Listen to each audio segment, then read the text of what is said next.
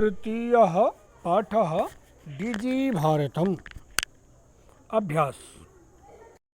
प्रथम अभ्यास कहता है अधोलिखितानां प्रश्नानां उत्तराणि एकपदेन लिखत। नीचे लिखे प्रश्नों के उत्तर एक पद में लिखना है। प्रश्न प्रथमः कुत्र डिजिटल इंडिया इत्यस्य चर्चा श्रूयते। एक पदेन अतः संपूर्ण विश्वे अथवा विश्वे।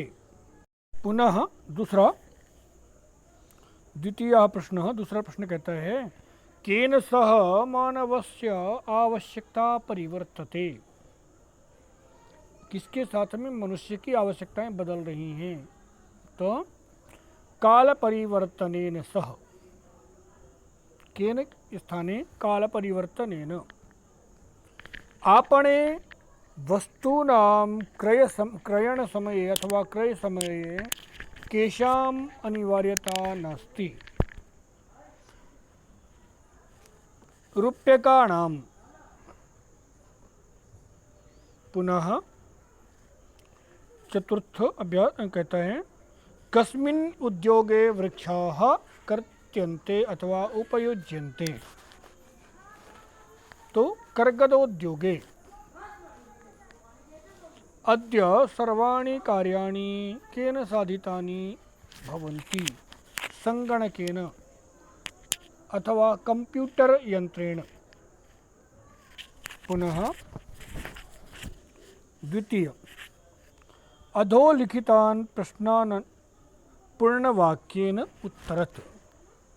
यहाँ पर एक बात ध्यान में रखना है कि पूर्ण वाक्य के उत्तर आपको स्क्रीन में लिखे नहीं दिखेंगे, इसलिए आपको अपने पुस्तक में टिक लगा करके और फिर उनका उत्तर आपको कॉपी में लिखना होगा।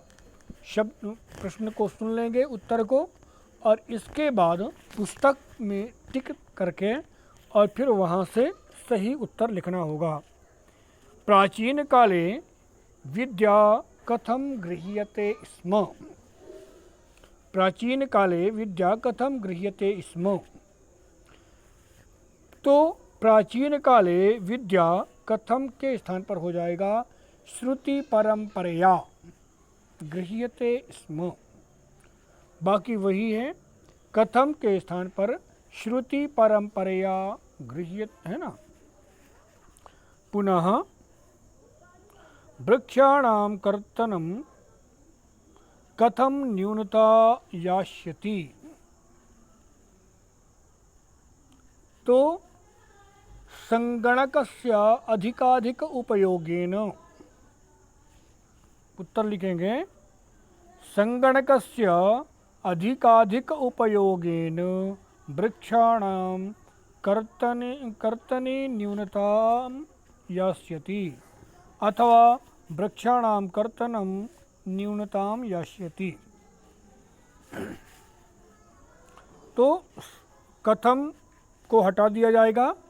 प्रश्न उत्तर शुरू होगा संगणकस्य अधिकाधिक प्रयोगेण और इसके बाद अथवा कंप्यूटर यंत्रस्य अधिकाधिक प्रयोगेण आपके पाठ में लिखा हुआ है। पुनः चिकित्सालये कस्य आवश्यकता अद्य नानुभूयते। तो कस्य आवश्यकता धनस्य अथवा रूप्यकाणां नगद रुपये की। चिकित्सालये रूप्यकाणां आवश्यकता अद्य नानुभूयते। वयं कस्यां दिशि अग्रेसरामः। तो अंतिम लाइन में लिखा हुआ है वयं भारतीयाः डिजिभारतम् इति अथवा एतस्यां दिशि अग्रेसरामः।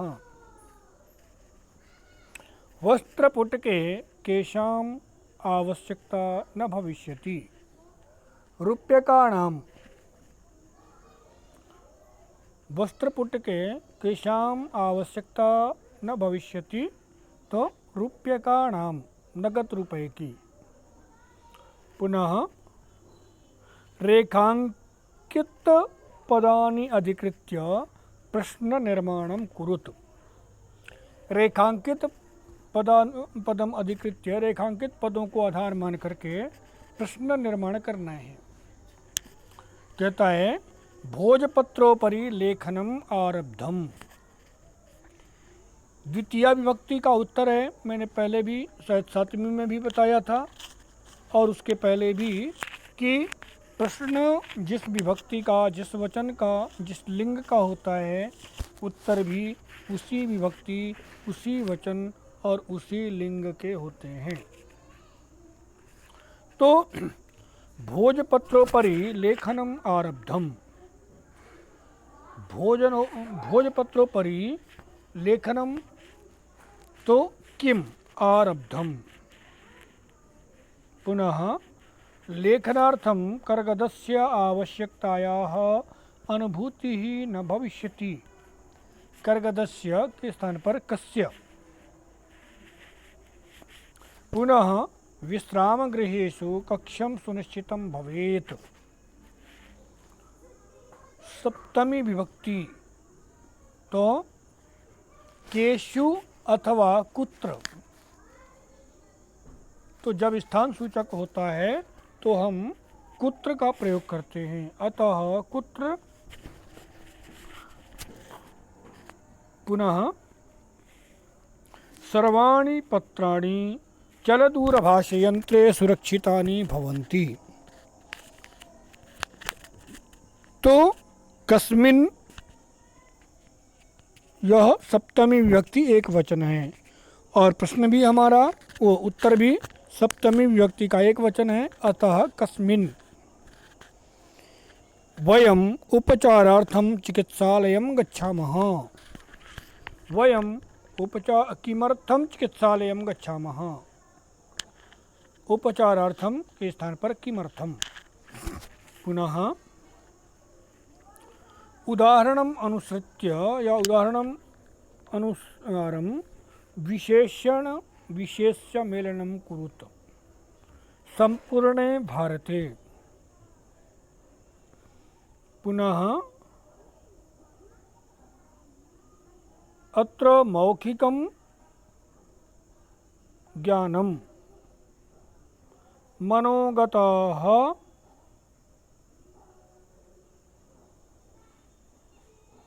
तो